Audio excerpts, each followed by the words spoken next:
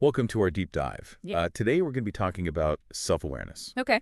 and we're going to be looking at it through the lens of Stephen Fleming's book, Okay. Know Thyself, The Science of Self-Awareness. Hmm. And I thought it'd be really interesting to explore this topic Yeah. with you, Well, given your background in philosophy. awesome. So yeah, I'm excited. we're going to be kind of unpacking the science behind self-awareness and then Yeah. also like its philosophical implications and, how it impacts our lives. Yeah, sounds fascinating. Yeah. I mean, it's like this really captivating blend of neuroscience and philosophy. And I think what's really cool about Fleming's book is that he doesn't just present the science. He actually delves into how these discoveries intersect with like these age-old philosophical questions Right. about, consciousness, perception, the nature of reality, all that good stuff. Yeah, absolutely. And he starts off talking about uncertainty and self-doubt, which, Oh, interesting. yeah, it might seem kind of counterintuitive at first, but stick with me here. Okay. He uses this example of Adelson's checkerboard illusion. Oh, okay. Have you seen that before? I think so. Remind me. So it's like this checkerboard, and there are these two squares labeled A and B, Okay. and one of them looks way darker than the other, Uh-huh. but they're actually the same shade. Oh, yeah, I know what you're talking about. Yeah, and it's just this really cool visual illusion that shows how our brains kind of grapple with these like inverse problems in perception, Right. right? Like we're constantly getting all this sensory data, and our brain has to figure out Yeah. like what's actually real based on that limited information. Exactly. And it's like our brains are always trying to solve this puzzle. Yeah. Of like, okay, what is the true nature of the world Right. given this, like you said, limited information? Right. And so like how does it do that? Well, Fleming talks about this framework called business theorem, Okay. which basically says that our brains are like these probability machines. Yeah. They combine the sensory data we're getting with our prior knowledge and then make a calculated guess Mm-hmm. about what's most likely to be true. So it's always updating Exactly. It's constantly updated. based on new evidence. Yeah. It's like we have these beliefs about the world, Right. and then we're constantly kind of tweaking them as Yeah. we get new information. So like if we're thinking about this from a philosopher's perspective, Yeah. like what are some of the implications of that? Well, it really challenges this whole notion of objective truth. Right. Right? If our reality is essentially a controlled hallucination, like Fleming puts it, Yeah. which is essentially a best guess based on probabilities, Yeah. then what does that say about our understanding of knowledge and the external world? Right. It's like, whoa. It's like, yeah, is anything actually real? Yeah. Or is it all just our brain's interpretation? Right. And then he goes on to connect this to like a real life example. Oh, okay. This pre-diver James Nestor. Okay. And for him, like accurate self-awareness, like knowing his limits is literally a matter of life or death Wow. when he's diving hundreds of feet underwater. Right, because if he misjudges his oxygen or, how much time he has, Yeah. that could be it. Yeah. It's really high stakes. Yeah. And it just highlights like how crucial self-awareness is for Yeah. just navigating the world and making decisions. Totally. But it also begs the question, is this? Yeah. Is this capacity unique to humans? That's a great question. And Fleming actually touches upon this fascinating study Okay. with a dolphin named Nachua. Okay. And Nachua was trained to identify different sounds. Okay. But here's the really cool part. He could actually signal when he was uncertain about an answer, Wow. suggesting a level of metacognition. So thinking about thinking. Yeah, thinking about thinking. Pretty mind-blowing, That's wild. right? Like, if a dolphin can do it, Yeah. what does that say about the nature of consciousness? Yeah. Where does this self-awareness come from? Exactly, and how did it evolve? Right. So to kind of delve into that, Fleming goes into the biological basis of self-awareness. Right. And he specifically highlights the unique aspects of the human brain. Okay.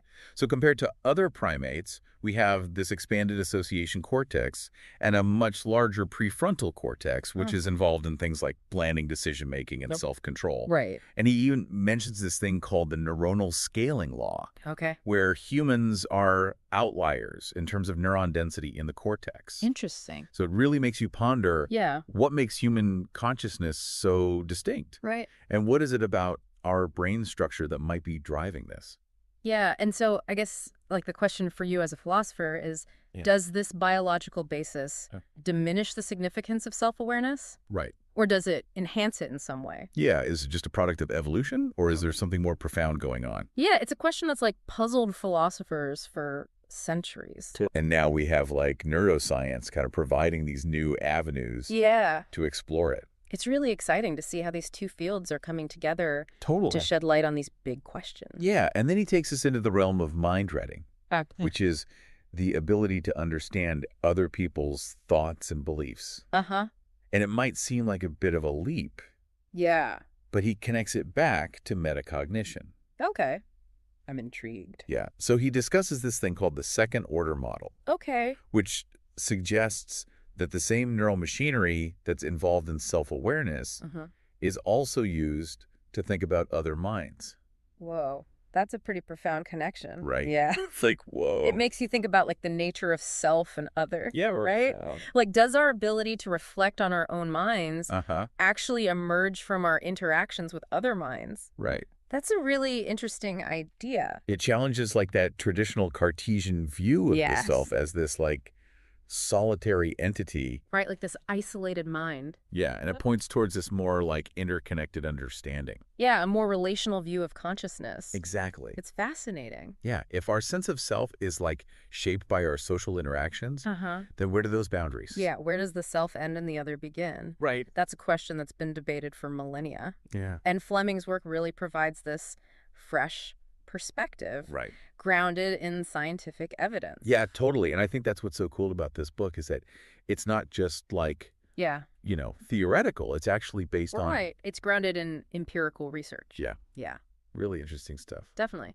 But, for all its power, self-awareness is surprisingly fragile. Oh, really? Yeah, Fleming brings up this really interesting case of LM, a stroke patient, Okay. who lost awareness of her paralysis because of brain damage. So she didn't realize she was paralyzed. Exactly. It's like her brain couldn't process that information anymore. Wow, that's wild. I mean, Yeah. it just highlights like how this ability we often take for granted Totally. has this physical basis in the brain, Yeah. and it can be disrupted. It can, and it makes you think about all the philosophical implications, Right. right?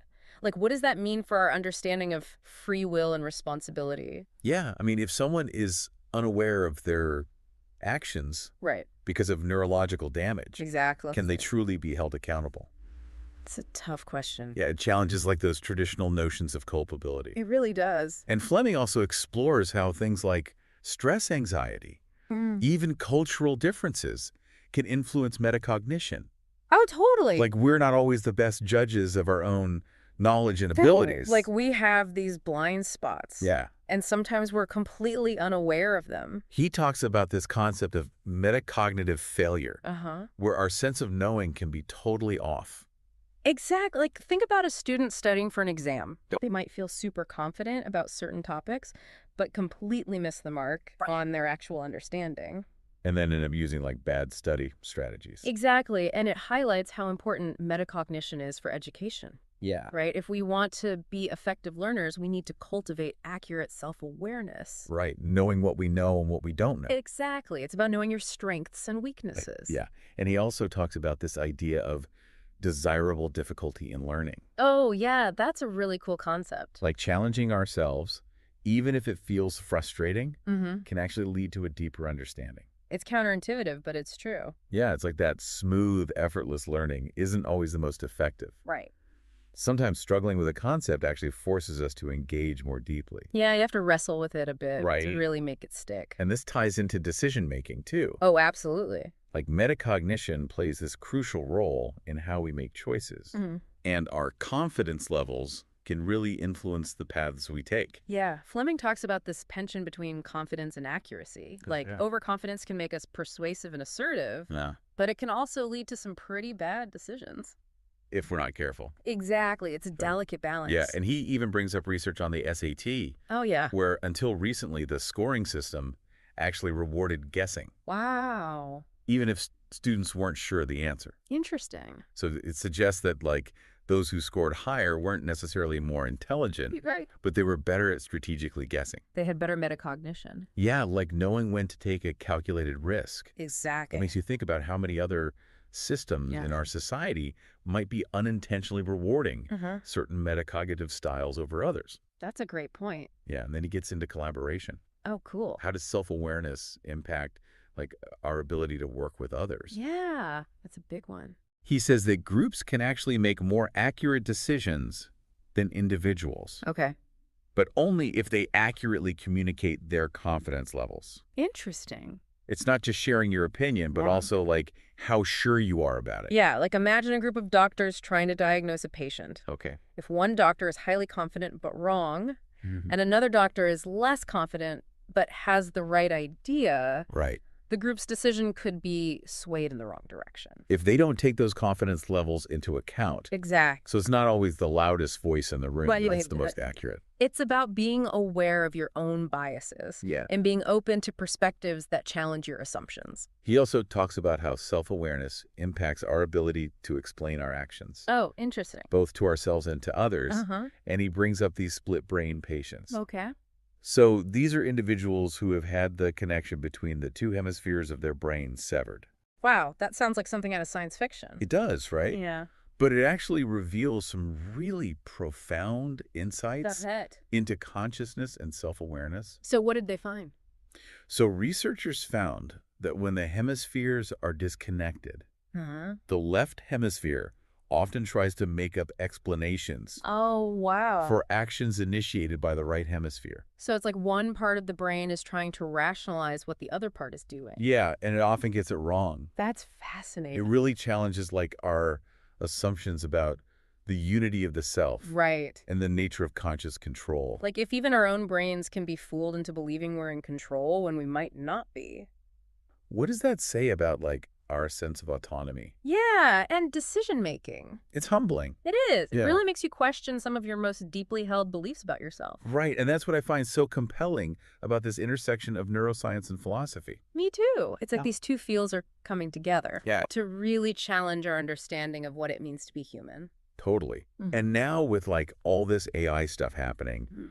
it feels like this whole conversation about self-awareness is getting even more Yeah. complex. A whole new dimension. Yeah, like can we create machines that are truly self-aware? Right. And if so, like what does that mean for us? Yeah, those are some big questions. Yeah, and Fleming like really dives into that He does. in the book. Yeah. Um, What does he say?